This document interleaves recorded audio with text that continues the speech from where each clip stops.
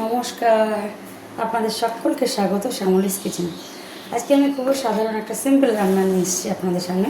আমি নিজে পটল কেটে আলু, টমেটো, এখানে মাছ আছে আর কাঁচা লঙ্কা।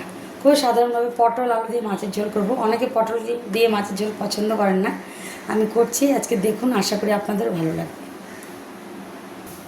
চলুন মাছটাকে ভেজে নেওয়া যাক। তেল গরম হয়ে গেছে, মাছগুলোকে ছেড়ে দিচ্ছি।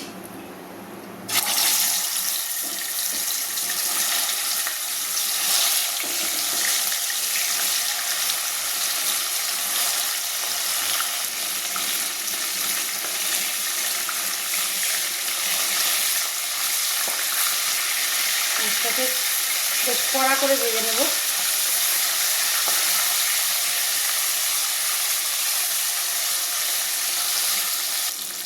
মাছটা আমার বেশ ভাজা হয়ে গেছে, আমি এটাকে উঠিয়ে দিচ্ছি।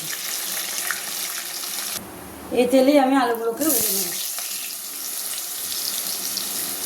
ঢাকা দিয়ে দিয়ে ভাজবো, যাতে ভাজাটা ভালোভাবে হয়, সেদ্ধটা ভালোভাবে হয়।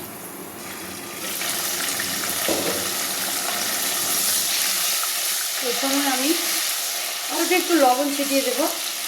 আলুটা ভাজা হতে থাকবে, সেদ্ধ হতে থাকবে সামান্য। আবার দিয়ে দেবো ঢাকা।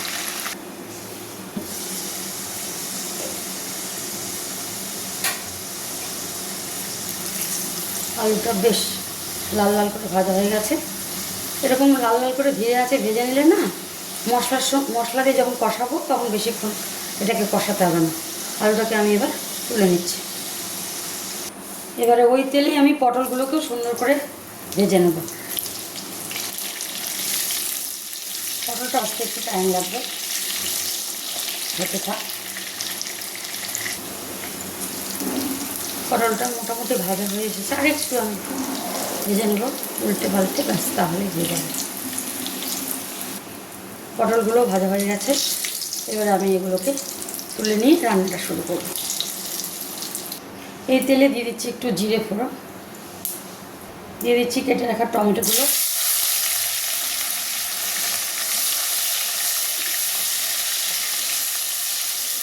হালকা ভাজা ভাজা করতে হবে, ধীরে আছে। এবারে দিচ্ছি লবণ, দিচ্ছি হলুদ গুঁড়ো,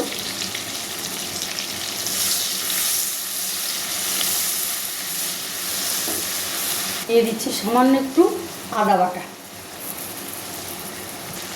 আদাটাকে একটু হালকা ভাজা ভাজা নাড়াচাড়া করে নেব। দিয়ে দিচ্ছি অল্প একটু জল, যাতে করে মশলাটা লেগে না যায়। এবারে দিচ্ছি একটু জিরে গুঁড়ো, একটু লঙ্কার গুঁড়ো, এটাকে আমি আর একটু জল দিয়ে ভালো করে কষিয়ে নেব। দিয়ে দিচ্ছি একটু জল, এটাকে এখন ভালো করে কষিয়ে নেব।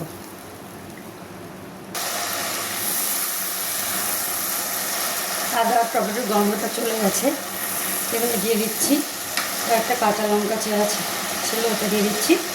আলু পটলটা মিক্স করে দিচ্ছি। আপনারা চাইলে এই রান্নাটাতে পেঁয়াজও ব্যবহার করতে পারেন। জিরে সম্বরা দেওয়ার পরে সরাসরি টমেটোটা না দিয়ে একটু পেঁয়াজ কুচনো দিতে পারেন, তারপরে টমেটোটা অ্যাড করতে পারেন, তাতেও ভালো হয় রান্নাটা। এটা একটু আরেকটু ভালো করে কষিয়ে নেবো আমি। ঢাকিয়ে দিয়ে সেদ্ধ হতে থাকবে।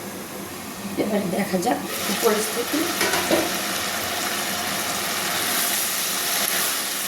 তেল ছাড়তে শুরু করে দিয়েছে, আর একটু নেড়ে আমি প্রয়োজন মতো জল দিয়ে দেবো ঝোলের জন্য। এটা এরকম যদি রাখেন মাছ ছাড়া, তবুও খেতে খুব ভালো লাগে। আমি যেহেতু মাছ দিয়ে একটু ঝোল ঝোল করবো, এবার আমি প্রয়োজন মতো জল দিয়ে দিচ্ছি ঝোলের জন্য। ব্যাস, এবারে ঝোলটা ফুটে উঠলেই মাছগুলোকে দিয়ে দেবো ঝোলের মধ্যে। ঝোলটা ফুটতে শুরু করেছে, এবার দিয়ে দিচ্ছি মাছগুলোকে ছেড়ে।